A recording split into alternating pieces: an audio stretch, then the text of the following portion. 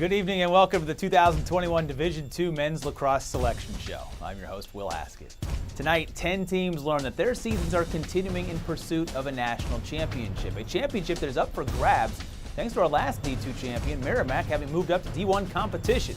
This year, each region will have 5 teams given a berth tonight with 3 rounds of competition in both Mercyhurst and Lenoir-Rhyne, and then the championship will be in East Hartford, Connecticut, coming up on May the 30th. With first round action beginning this Friday, let's not slow the process down any longer, shall we, as we dive right into the bracket. We will start with the North region. The top seed belongs to Lemoyne. The 5-time national champions return for another run at a title. The Dolphins ran through a perfect season in the NE10, including the conference championship. That perfect record included 5 wins over ranked opponents, 2 straight wins over ranked opponents entering this NCAA tournament. They await the winner of our first round matchup that starts with 4-seed Seton Hill. 4th tournament appearance and 3rd straight for one of the best teams in the country when playing in man-up situations. Seton Hill was first in the GMAC in both man-up offense and man-up defense this season. Defensively, Kevin Moe is between the pipes. He led the conference and ranks 4th in the country in save percentage. He will be tested by the last team into this region with a big exhale from St. Anselm, an extremely nervous wait for the Hawks to make their first ever NCAA tournament. Winners of 12 straight prior to a loss against Lemoyne in the NE10 championship, the Hawks lead the nation in scoring defense at just 5.77 goals allowed per game. Offense certainly wasn't a problem this year either, leading the conference in goals scored all season long. A well-deserved bid and a chance to make a little bit more history coming up in the tournament. The 2 seed awarded to Mercy. The Mavericks made their first tournament back in 2019, won a game, and are thirsty for more here in 2021. The best defense in the ECC this season, Mercy surrendered less than 7 goals per game, ranking 3rd in the country. A lot of the strength comes from an ability to control possession. The Mavericks, 2nd in the nation in face-off wins this season, with Antonio Ray's 75% win percentage, top 3 in the country, and the best in the conference. Will there be enough Mercy to go around? Because the matchup is with Mercyhurst, the 2011 national champions, getting the benefit of home field advantage as the hosts of this region. And goals should not be an issue for the country's top offense, which averaged over 20 goals per game this season. Caleb Kuber leads the nation in points and is 2nd in goals per game this season. In fact, 4 of the top 10 goal scorers in the GMAC this year were all on this roster. All right, that's half of the bracket as we slide down to the South region. Top seed here also happens to be our host. That would be Lenoir-Rhyne.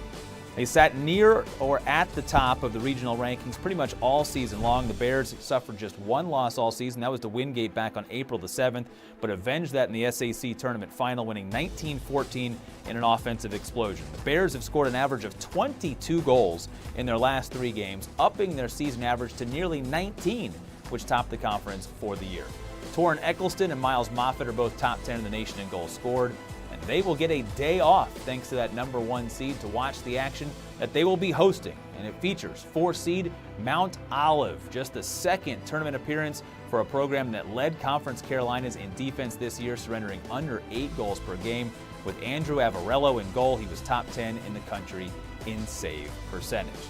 He will be tested by the offense of our final team in from the South, Tampa, the dominant program this year in the Sunshine State. The Spartans are in the tournament for the 7th time, thanks to a couple of close late-season wins over Lynn, including 12-10 yesterday, to keep the record perfect heading into the NCAA tournament.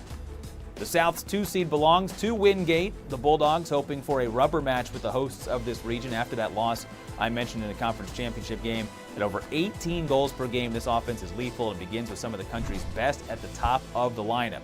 Wingate, 2nd in the nation in assists, with Willie Greiko leading the country in deliveries, many to Adam Vodovnik, whose nearly 4.5 goals per game is tops in the country as well. This marks the 4th tournament appearance for a program that is still seeking its first tournament victory.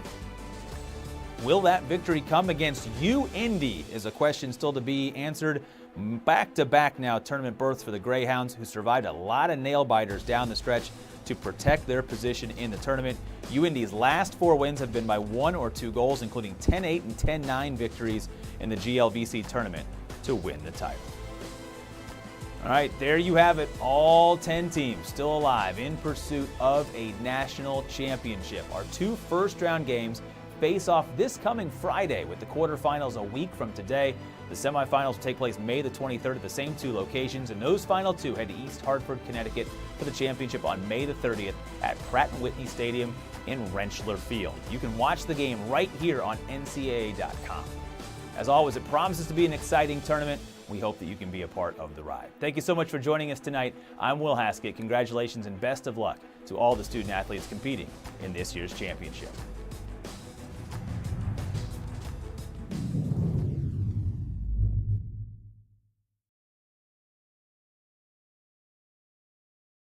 For the win! If a champion can teach us anything, it's to stay hungry, to keep our resolve, and to prepare for what's next. So to the players in the college sports community who never stop believing, the end goal is in sight. The ultimate rally. A comeback for all ages. For the fans, the teams, and most importantly, the players. Let's bring on the next champion. We're ready.